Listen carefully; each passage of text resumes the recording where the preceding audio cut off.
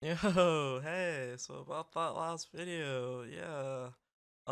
Yeah, I know about all the audio issues and everything. I'll also make it so that it doesn't sound like I'm reading off notes and it won't be as awkward in the future. So things sound a million times more natural.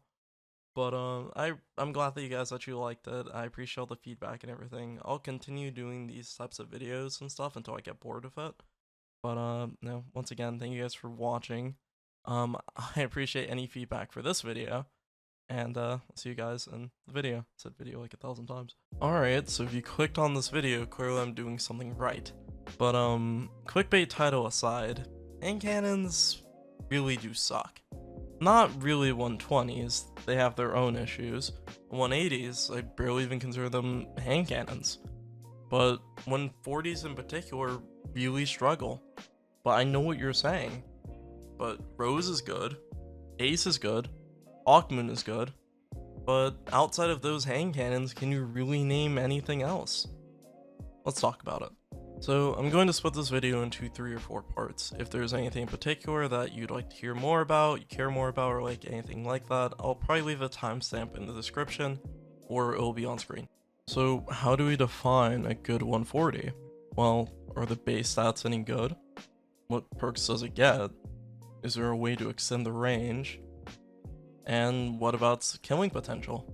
So now that we've set our baseline, we're left with only a few hand cannons, those being Rose, thanks to its insane stats and perk combinations, Ace with its ability to 2-head one body from virtually any range, Hawkmoon being able to 1-tap or 2-tap from virtually any range, and Thorn for, well, it's Thorn. Now, this isn't me saying that things like Luna, Kept Confidence, or even Exalted Truth aren't good. I think they're great. I think the big thing that those hand cannons run into is competition. Why would you use those over something like Rose, which is kind of a do-it-all legendary hand cannon? If Exalted Truth, yeah, it technically is better than Palindrome, but it has to compete with Igneous.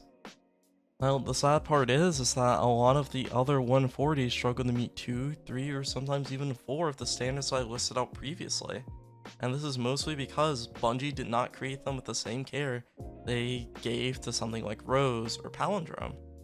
How can you expect something like Spare or Dire to compete when they were top of the line 150s and suddenly now they're 140s? So now we have 2 different distinct problems. 1, most 140s are underpowered and they should be buffed up to Rose levels of strength, or 2, most 140s are actually balanced, and things like Rose, Ace, and Hawkmoon are outliers and they should be nerfed accordingly. Now, I should also preface things by saying I don't think there's exactly one right answer. In fact, I think both can be true. But enough comparing apples to hand cannons, why exactly do they suck? Now, 140s have basically always struggled since they were introduced in D2 due to a pretty lackluster time to kill, and with things like Midnight Coup or Dire Promise, which were 150s at the time, just being outright better options. Even in Forsaken, when Ace was the equivalent of a prismatic class item in weapon form, people still preferred things like Spare and Not Forgotten. Even when Beyond Light came, we finally got some pretty solid options in the form of Explosive Fatebringer or Quick Draw Rangefinder Pally. Why would I ever want to use them when I could 2-tap with a 120, provided I have Rampage, or engage in acts of just war crime with DMT in no time? It's been almost 7 years since the launch of D2, and 140s are still running into these exact same issues even now. 1, they require perfect rolls to even be considered in the first place. 2, they struggle to remain competitive with their own range. And 3, they have an incredibly unforgiving time to kill compared to the rest of the game. So how do we go about fixing them if they even really need to be fixed? Well, let's start with quality of life, like changing all 140s from the adaptive frame to lightweight frame, similar to Rose. Rose can still remain unique with its grips, while other 140s don't feel especially abysmal to use anymore, especially on Hunter. While I definitely think the most recent buff helped with quality of life, I don't think Bungie's going about things the right way when it comes to 140s. I don't think they need a range increase because they shouldn't be trying to compete with 120s in the first place.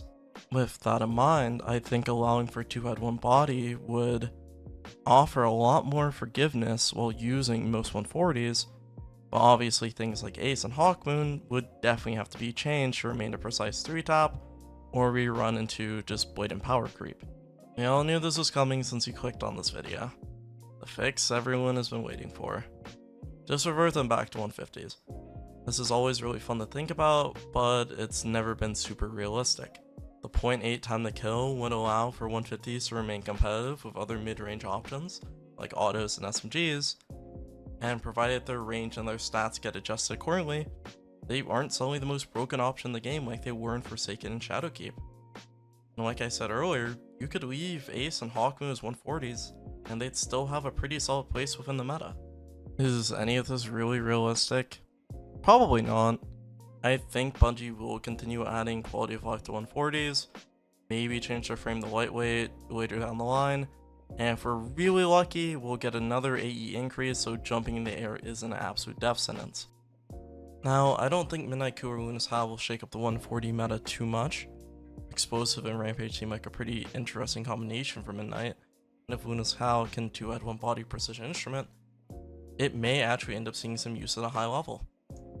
Now, from my limited experience with Magnificent Howl, it has been pretty fun in 6s, and it could actually have some insane team shot potential in 3s with the 122 damage lucky bullets.